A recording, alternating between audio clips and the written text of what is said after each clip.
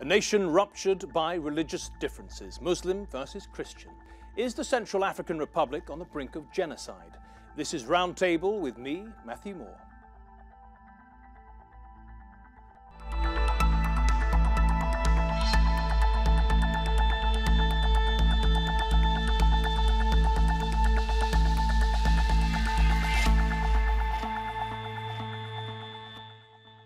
Different militias intent on overpowering each other, the civilians they claim to represent caught in a violent war. The four-year conflict in the Central African Republic has seen thousands of people killed and hundreds of thousands displaced, and the fighting appears to be getting no better.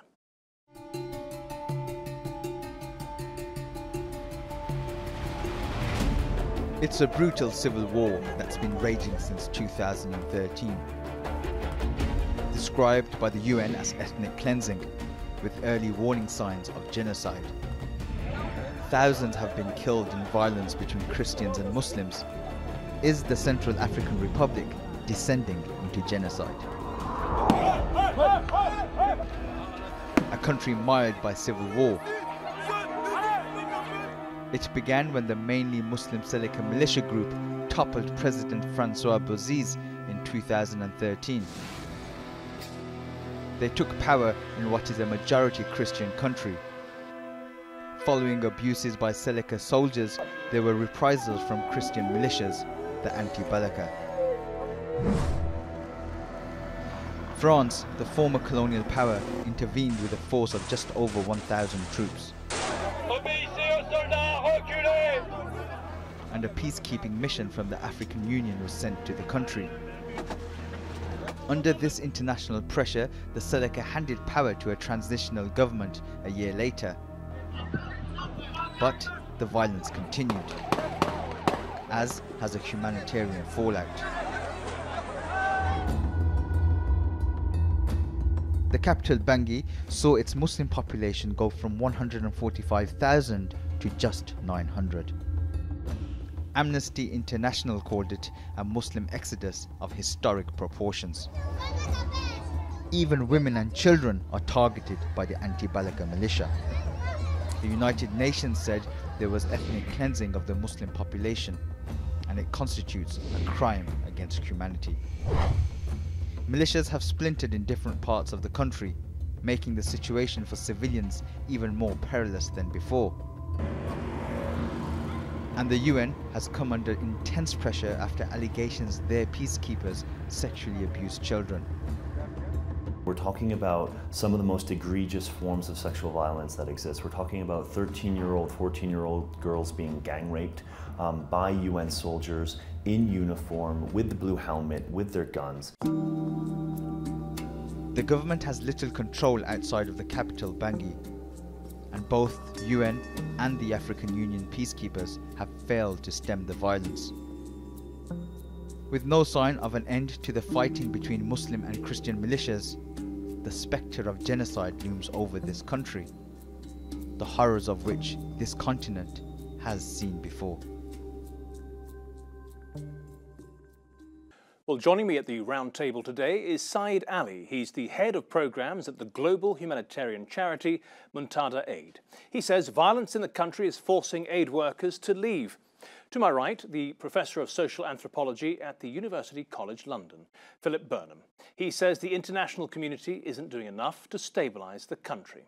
On my left is Io Johnson, Director of News at the outlet Viewpoint Africa. He says trust in peacekeepers is low. And Charulata Hogg from the think tank Chatham House, and she's also the founder of the All Survivors Project, a group conducting research on sexual and gender-based violence in conflict areas. Professor Burnham, if I could start with you. The Central African Republic's problem, being split along Muslim and Christian lines, is not an old one. It actually started relatively recently. Tell us how that happened.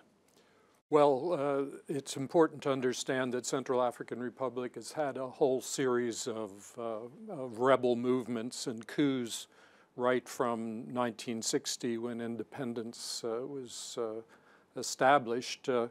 But the particular coup attempt and rebel group that emerged in 2012, the so-called Seleka faction. It's a grouping of different rebel factions that come from the northeast of the country, the most economically deprived part of the country, and they mounted an attack on Bangui. They were seen by the rest of the country, which is 85% Christian and about 15% Muslim, as interlopers, that they didn't speak the national language, many of them Sango, and so they were seen as a foreign invasion virtually, and in response to that, many of the rest of the country who were Christian mounted an oppositional force called came to be called the Anti-Balaka, and from that point on, it came to be defined as predominantly an interreligious struggle. Ira Johnson, would you say the interreligious struggle is worse now, even than when this started in 2012? Well, it's far worse. I mean, we're at a crossroad. We're at a tipping point. It's now or never. And in fact, many of these actors have got to put up or shut up because people are dying. The vast majority of the country is in disarray. And we've had this sequence of tit-for-tat violence now where Christians and Muslims alike have been killed in large numbers with no solution in sight.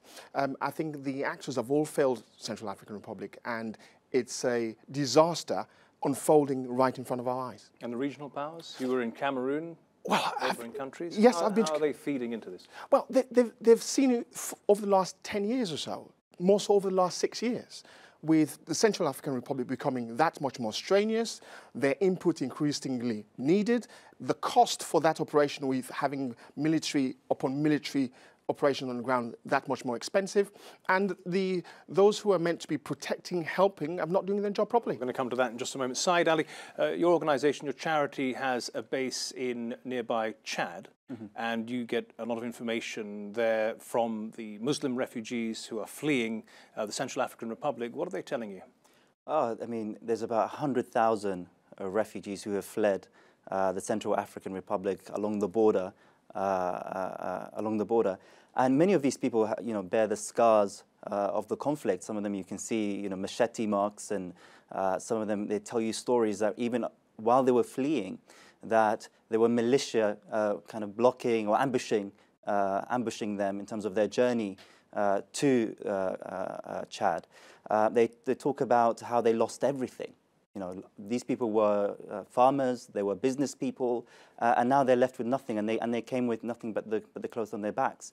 And obviously, Chad is not a powerful country or a wealthy country, and they cannot cope with all this influx of refugees on the border. And most people are left to fend for themselves. They talk about how their mosques were burned. What do they think about the government? It's been democratically elected last year. They must have absolutely no faith in the government. Well, even they're still 4 years on, 5 years on, they're still stuck in refugee, as being a refugee, not just in Chad, but also in Cameroon, also the DRC. These people are kind of 500,000 people are refugees and are unable to return. What do you think about the government in the Central African Republic? Well, you have to realize that, some people have said that there is no functional state or government in Central African Republic, and that has been true since independence, that the original historical conditions after very exploitative French colonial rule did not create the conditions for a functional government. There's no functional courts, there's no functional army, no police force, the territorial administration. But you must have a degree of sympathy then for the President Touadéra, because he's come in at a time when the country is not fit for running. I mean, nothing's working.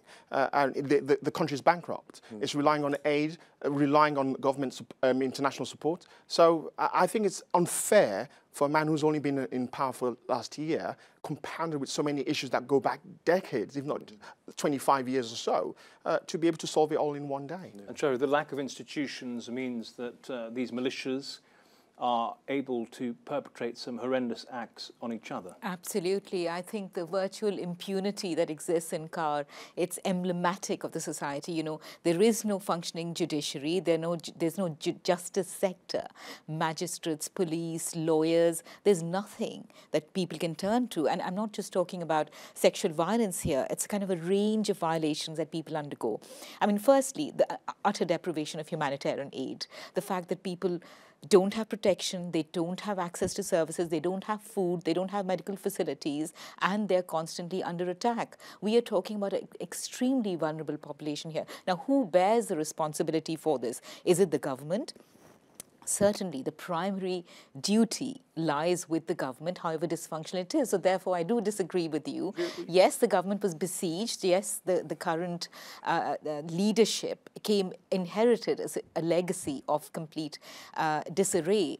But that doesn't absolve responsibility to take some statesman-like decisions, maybe launch a massive appeal to the international community. The government does bear that responsibility. Yeah, that's true. The government could do far more. They're trying to, but I think the cost of what's required to put Central African Republic back on track is what the problem is. The international community doesn't seem to have the appetite anymore. It's like a degree of fatigue has set in. But you think, where does that leave all these civilians who are vulnerable, who are caught up in the middle of this conflict, who don't have a government to protect them? Who, you know, are they going to be refugees for the next 20 years? These are the questions that we have to look at.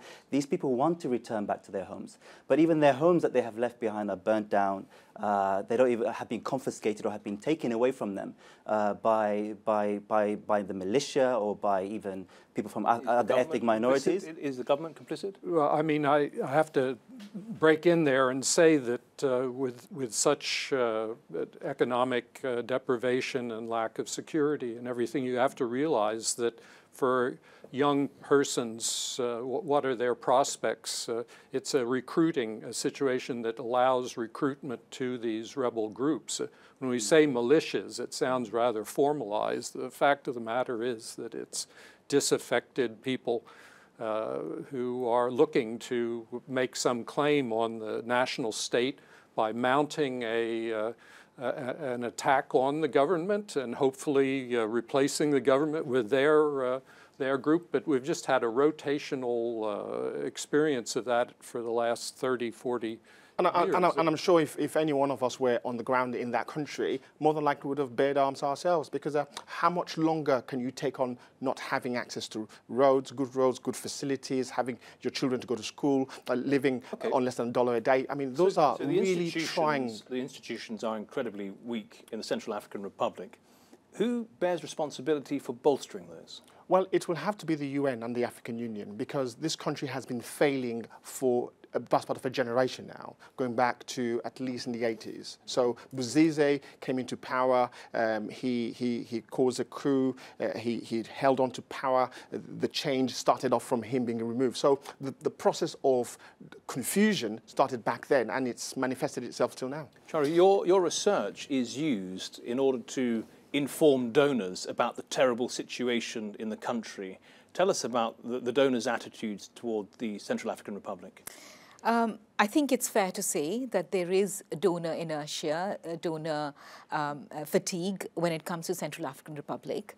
Are they interested in knowing more about the violations that are going on so that they can help support institutions better, they can build up the responsive environment to tend to this? I think it is the appetite doesn't exist. My research and my focus on sexual violence within Central African Republic is interesting to the donor that's funding me, because they're interested in the broader issue. I work on a very stigmatized issue of sexual violence against men and boys. This is an issue that my donors are interested in, not specifically within Central African Republic. We're going to expand on that in particular in a moment. But first of all, let's talk about donor fatigue and the international community. Why doesn't the international community have the appetite to step in a much greater way in the CAR? Because they're competing priorities. With what? With different countries. Syria? Well, Syria, well, South Sudan, even in Africa, in DRC. You know, everywhere you look, there's a conflict. And the needs are pressing from all quarters. It depends on who has the muscle. How many times has the Central African Republic come up in the United Nations Security Council? How many donors are pledging? Or even in the terms of our news agenda, how many times has it come up? Absolutely. What is your suspicion? You must have a thought about why it's being underplayed. It's not a matter of suspicion. I think it's a matter of the world that we live in today. There's such a broad answer. I don't know. No, I mean there's so many conflicts. There's so many crises around the world. Whether it's Syria, East Africa with the famine, Syria gets much South more Sudan. Syria gets much more. Or whether it's even Palestine, whether it's Burma now. There's so much happening in the world today, and the news agenda changes all the time. And there is also a fatigue in terms of what news readers, I think. So I would have to if I have to blame anyone, I have to blame the media in the sense that they're not covering this situation more than they should. Well, I think I call it conspiracy, really. I think the UN, the African Union have got to do that much more, and it shows. You should ask yourself, hang on a second, they've got the largest contingency on the ground, and yet still they're the ones who've abused the people through the crimes that you were mentioning earlier on. And so you've got to ask yourself whether they're part of the entire act to keep this country in limbo. But I think you have to consider the scale of the finances that we would be talking about to really put this country on a functional state. I mean, it's a long-term commitment. It's not just this year and next year. We're looking at like 5 to 10 years. It would have to expand over the whole country. I mean, it would be incredibly expensive. And you might say, well, France as the ex-colonial power ought to step in and try to make good on the mess that they left in 1960. Who's exploiting all of those resources? The diamonds, the gold, the uranium? That can be overplayed. I mean, diamonds and gold are both small deposits that are mined artisanally. We're not talking South Africa here or something, you know. The fact is that it's very small. Those resources couldn't pay for the institutions that the CAR needs. No way. You've got to control the land first, which is controlled by rebels. So that's another problem. So that's what keeps the rebel movement going, because they can actually feed off. Do you blame the French? The French. Did they desert the Central African Republic? They have, just as they did in Rwanda, or they got there late, did nothing, or they tried to do something and did it not in the right way. I think the French clearly had ambitions to either control the country or run it in a certain way with the sort of actors they could play around with. Clearly it didn't work out in their favor. The diamonds and golds and all these precious minerals could have been an incentive for them, but clearly they haven't taken them. I mean, you have to remember, though, that the French did, after the end of the colonial period, they maintained an on-the-ground military force. The Foreign Legion was based in Boer in the western part of the country for a decade or more, and they would use them to put out fires in the sense of coup attempts and so forth. This merited them a lot of stigma from the international community, and particularly the African Union, that saw it as neo-colonial. And what you would need now would be a neo-colonial project. It would be very distasteful for the international community. And again, the worry is that they might have overstayed their welcome. There's that notion, especially with all the peacekeepers, that the population seems to be turning against them. Yes. You must go home. We don't want you here anymore. We think you've caused too many problems for us. Yes, exactly. Yeah. And also, I think you have to I very much appreciate your taking up this point about neo-colonial attitudes as well. The fact that the UN is very visibly present in its massive 4x4s, is very protected, doesn't mingle with the ordinary people in CAR. It enjoys a privileged existence, which brings it in the ire of ordinary attitudes. So I think... Let's focus on the UN peacekeepers for a moment. I mean, your area is researching sexual violence as a tool of war. We'll talk about the militias in a moment. But the United Nations itself, some of their peacekeepers have allegedly been sexually abusing the local population. Absolutely, but it's also, I think the responsibility is shared by a number of international troop contributors there, not just the UN. So I think it's always important to bear that in mind. And if you recall, the first scandal that did break out, which caused for this massive UN inquiry to take place in 2015, the report came out in 2015, it was about the Operation Sangaris, who were constituted with the troop contributors of French, the Chadian, the Ecuadorian. What it is about this sort of theatre, if you like, where peacekeepers are dropped in, do they feel they can act with impunity? What is it?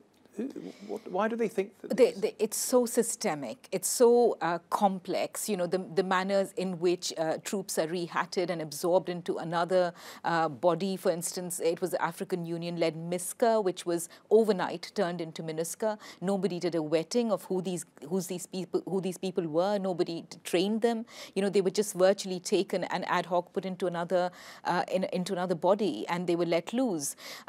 It's when they're out in the field. I mean, it's basic. Please expand on that point. Why are we seeing peacekeepers raping in the Central African Republic and other areas they're supposed to go there and be the good guys? Sexual violence is all about power and control. It is not about whether you're... So I can understand that from the militias' point of view, but the UN peacekeepers have a particular function. Absolutely, and that's why it's doubly, you know, it's doubly egregious to have this situation. Do we know why it happens in this way? It happens because they haven't been vetted. They come from environments where there's virtual impunity, where this is not treated as a crime. I think it's the so-called sugar daddy syndrome. They get on the ground, they've got money and power and all the wealth, and these people are poor, and naturally there's a gravitation towards them naturally to help them to live a better life, and they take advantage of that. Contempt. Absolutely. We're here to do you a favour, you now owe us whatever we want. And of course we can do anything we want to do. Yes, yes. There's an element of the sugar daddy syndrome. For instance, we've heard that, you know, within the community,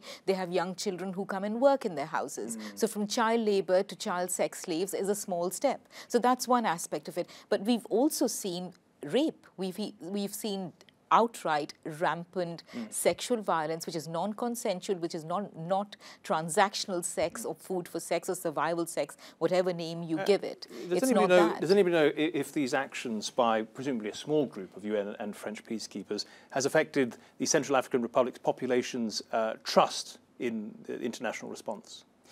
Well, I would say, I mean, things like this will definitely dent the reputation of the UN. But I think what we should be asking is what kind of justice should these people be getting, these girls, and some of them who have babies as well. How do you get justice in a country like that? Exactly, but this is the question. There are no institutions to run to. These people who are committing the offence are, you know, on the payroll of the UN, and should we still be paying them?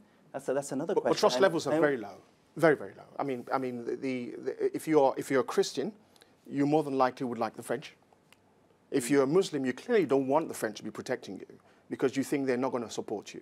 So the discard and distrust across the spectrum with all those who are there to protect them is very bad. In fact, it's reached a stage where no one trusts anyone. Chari, just quickly, talking about sexual violence, the militias use this as a weapon as well. Why? Absolutely. I mean, this is something which runs across all conflicts. All armed actors, as far as we know, and as far as academic research points out, have used sexual violence as a weapon of war. And that's because it is a weapon to humiliate, to degrade, to you know, really put down the enemy. It's used as humiliate them. To humiliate them, and also as a tool. Terrify the others. Presumably. It's used as a tool to obtain confessions. We're coming to the end of the programme. We've got a few minutes left for some final thoughts. I just want to ask you, Said, where do you think this country is going? Are we headed towards a genocide, or if it's happening already? I mean, I think 80% of the Muslim population are displaced in the Central African Republic, either internally or externally. There is visible hatred to, you know, in terms of religious hatred towards one another, whether it's from the Muslims and the Christians.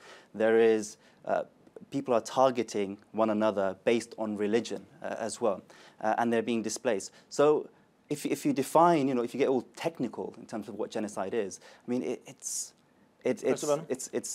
there already, I think. Well, yeah, the word genocide pops up mainly when the donor community is trying to raise money. That's a red flag, and I would not accept that. There's going to be continued violence by these different factions, which keep getting reproduced by this process of immiseration and underdevelopment and no hope and so forth. But it's not going to, you know, We're not going to see hundreds of thousands of people being killed. You don't expect that? No. Okay, no. Well, I think we're already there. We've crossed the line. We are already in a genocide environment. The question is how much of a genocide? Ethnic cleansing or genocide? Well, both. Both of them are sickening anyway. Yeah, either way, the whole purpose of ethnic cleansing means we're being cleansing. driven out. Yes, well, yeah. So if you're a Muslim, yes. you've got to either run, hide, or find another country. That's not going to change in the short term. So the alternative here is either we have that, or we ask for negotiations, and then ultimately have disarmament, and then rehabilitation of those soldiers, and reconciliation of the entire population. There may be hope. But those are suggestions, perhaps. But no, that's the only way forward. Where do you see the country actually going? Well, one of two ways. Well, they either choose the path I've just suggested. Which way do you think it's going to go? I'm afraid no. No, we are looking at sectarian violence extending, and of course the Muslim population, which is smaller, becoming that much more even. Professor Bernard, we have an elected government, but you see it going that way as well? Yes, I don't think the elected government is in a position to do anything. They don't have the and the resources. International community, do you see them coming in? I don't think they have the will to fund it at the level and on a particularly long-term basis that would be required. Okay, Professor Burnham and Saeed Ali, Io Johnson and Charu Latahog, thank you all very much for your contribution to the Roundtable today. Thank you. Well, the Central African Republic remains a dangerous and unstable country despite recent elections. We'll have to wait and see if the international community is willing to ramp up efforts to try to bring peace. This has been Roundtable with me, Matthew Moore. See you next time. Thank you for watching.